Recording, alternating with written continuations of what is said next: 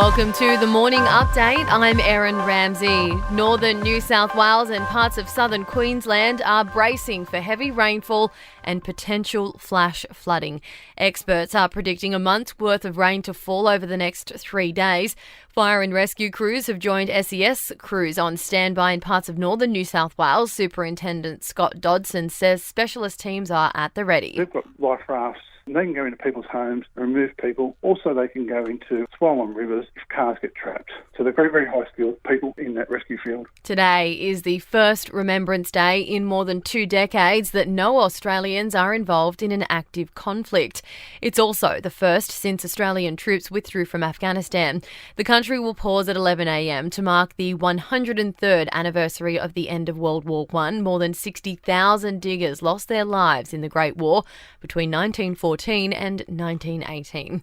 A final agreement from the UN Climate Summit in Glasgow is likely to include plans to phase out coal and fossil fuel subsidies.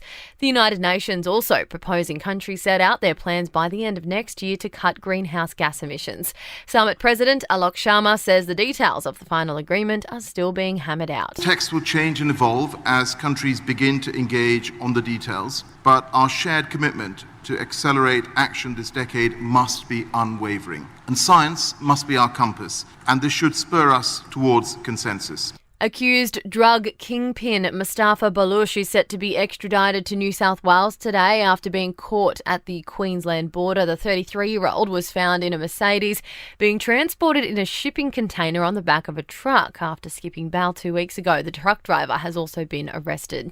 Parents believe COVID has had an impact on increased screen time for kids. However, parents are divided over how to manage the amount of time children are looking at screens. Acting Chief Executive Josie Shaw says children's health and safety is important. Every device has a level of parental control, so familiarise yourself with what they are. You can use things such as the screen turns off over the agreed amount of time. And that leads me to the second tip, which is to have rules. And YouTube has started hiding dislikes on videos to curb creator harassment. The dislike function will remain, but only the creator will be able to see it. To sport, the Socceroos play their first game on home soil in 2 years when they run out against Saudi Arabia in Sydney tonight in a World Cup qualifier. New Zealand have won their semi-final against England this morning by 5 wickets, setting up a T20 World Cup decider against the winner of tomorrow's match between Australia and Pakistan.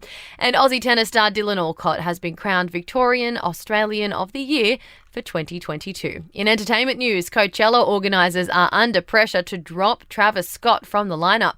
The rapper was billed the headline, but following the deadly Astroworld tragedy, 35,000 people have now petitioned to have him axed.